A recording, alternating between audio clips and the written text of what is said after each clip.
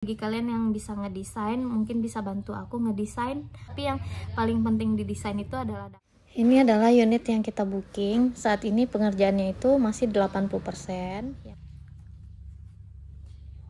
Hai teman-teman, welcome back on my YouTube channel. Di part ketiga ini aku akan nge-review perumahan yang aku beli di Bekasi, di Cibitung maksudnya. Sebelum masuk ke inti videonya, aku mau bilang terima kasih kepada teman-teman yang udah bantu aku, yang udah bantu subscribe YouTube aku, dan yang udah bantu nonton dan juga share dan juga like. Terima kasih banyak untuk supportnya selama ini.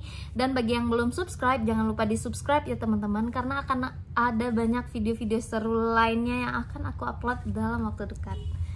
Di part ke-1, bagi kalian yang belum nonton, aku bahas di situ bagaimana cara aku membayar DP dan prinsip-prinsip hidup yang aku terapkan selama aku bisa menabung. Jadi selama beberapa tahun terakhir aku emang menerapkan hidup yang minimalis, bisa dibilang hemat, tapi bukan pelit ya teman-teman. Aku hanya mengeluarkan uang untuk yang benar-benar aku butuhin saja. Dan di part keduanya aku bahas di situ tentang cara aku menabung selama ini, tabunganku dalam bentuk apa, dan diskon-diskon yang aku dapat waktu aku membeli rumah di perumahan aku yang sekarang.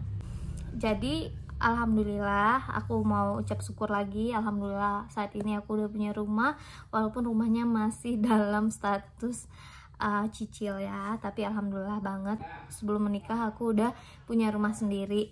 Tapi bagi kalian yang mau beli rumah dan udah punya tabungan buat bayar DP rumah, kalian wajib memikirkan, mempertimbangkan cicilan rumah dalam jangka panjang ya teman-teman.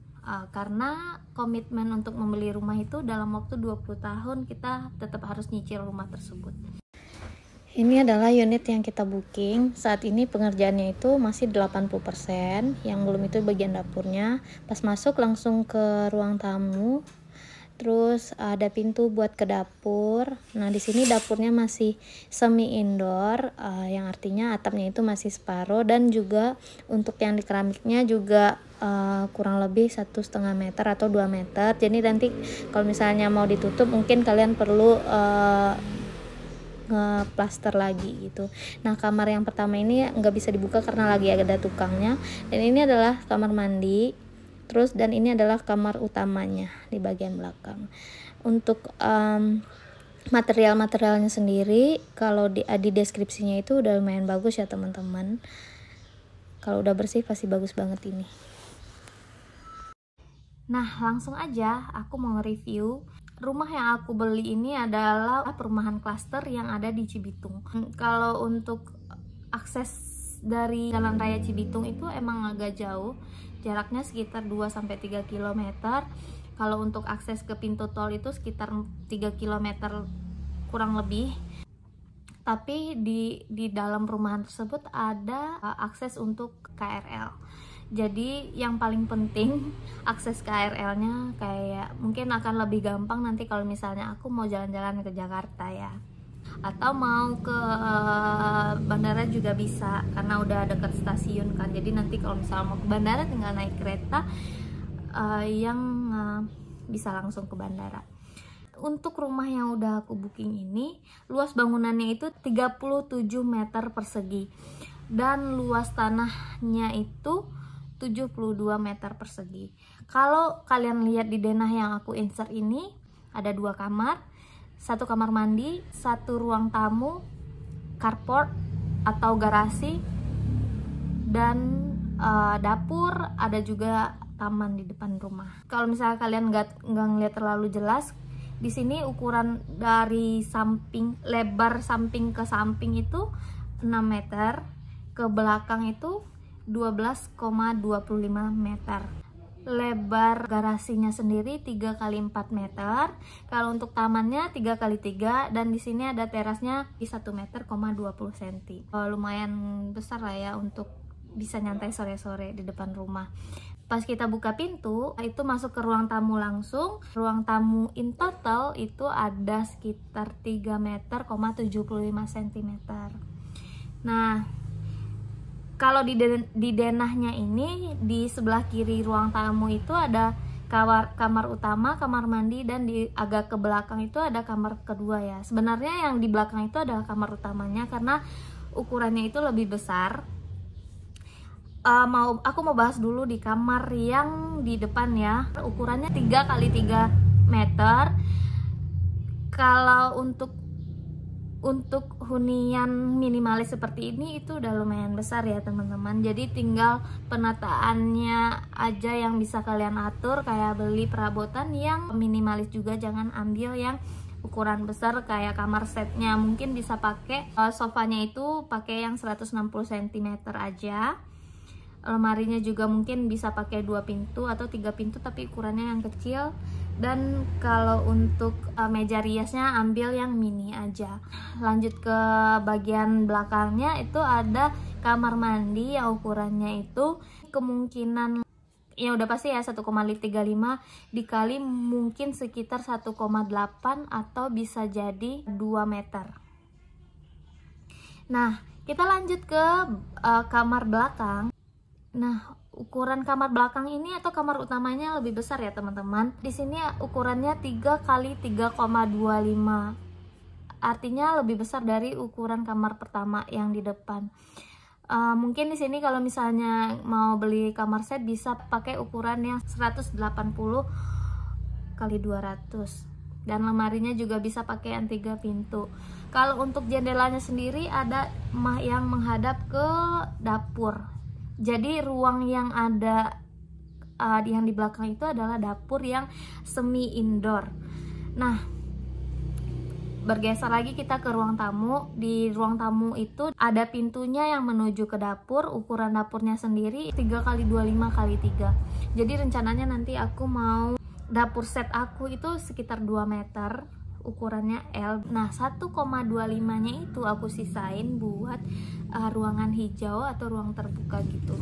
Nah, di bagian taman di depan nantinya rencananya aku akan kalau memungkinkan aku akan bercocok tanam kayak nanam kayak seledri yang bisa dipakai sehari-hari gitu. Terus mungkin kalau nggak bisa ya kayak nanam bunga gitu. Dan rencananya nanti insya Allah kalau ada rezeki, rencananya nanti aku akan kasih pagar juga biar aman. Jadi perumahan yang aku beli ini aku booking di bulan Mei 2020 dan proses pengajuan KPR-nya itu nanti di bulan Oktober. Tapi aku udah make sure ya teman-teman ke marketingnya apakah dengan standar gaji Martin yang segitu di approve KPR-nya atau enggak. Jadi setelah dan saat ini udah ada beberapa bank yang kasih penawaran gitu ke kita. Ada yang nawarin 25 tahun, ada yang 15 tahun, dan ada yang 20 tahun. Dan kita masih mempertimbangin lagi untuk mengambil yang 20 tahun atau yang 25 tahun. Karena kalau yang 15 tahun untuk saat ini kita hindarin dulu karena kan baru mau menikah dan kemungkinan nanti ada usaha yang akan kita bangun yang akan membutuhkan modal lagi. Jadi kalau membeli rumah dan mau nyicil rumah, kalian harus pikirin matang-matang dalam jangka waktu yang lama ya. Nah, dan FYI perumahan ini indennya sekitar 6 bulan dari kita beli, dari kita deal, dari kita booking, tapi regulasinya itu udah berubah semenjak tanggal 1 Juli 2020. Katanya regulasinya ini katanya perumahannya ini akan ready 6 bulan maksimal, serah terimanya 6 bulan maksimal setelah kita akad. Artinya setelah kita deal dengan orang bank. Nah, lagi ya. Jadi kenapa aku memutuskan untuk mengambil rumah yang klaster dengan harga yang mahal? Sebenarnya harga ya untuk perumahan dibilang mahal ya mungkin emang mahal, tapi untuk melihat lokasi dan akses ke jalan utama dan juga akses public transportationnya itu ada keunggulannya juga. Dan nanti juga akan ada mall yang akan dibangun, dan juga ada waterland, ternyata bukan waterplant. Dan yang lagi dibangun sekarang itu adalah rumah sakit dan sekolah. Jadi nanti kalau ada yang punya anak bisa disekolahin di situ, di sana aja. Dan untuk di dalam perumahannya sendiri juga ada kayak ruko untuk buat jualan. Sebelum balik ke Padang, beberapa kali mampir ke perumahan tersebut. Jadi tiap sore itu rame banget yang datang. Jadi kalau kalian mau jualan itu bakal laku banget karena bener-bener rame yang jalan di situ, yang main-main di situ ya. Terus kalau pagi-pagi juga banyak yang goes, yang main sepedaan. Saat ini ya mungkin juga kebanyakan dari orang-orang sekitar masih WFH mungkin ya kan, kita nggak tahu. Bagi kalian yang bisa ngedesain, mungkin bisa bantu aku ngedesain. Tapi yang paling penting di desain itu adalah dapur, karena nanti akan aku renovasi. Thank you yang udah nonton ya teman-teman. Jangan lupa di like, di komen, di subscribe. Dan aku doain semoga kalian yang udah niat beli rumah, semoga segera terwujud. Karena saat ini aku lihat masih promo untuk pengurusan KPR-nya, yang artinya kalian bisa dapat promo 10% atau free biaya KPR ya. Kalau udah nggak free lagi itu kalian akan bayar 10% dari harga rumah kalian. Thank you so much.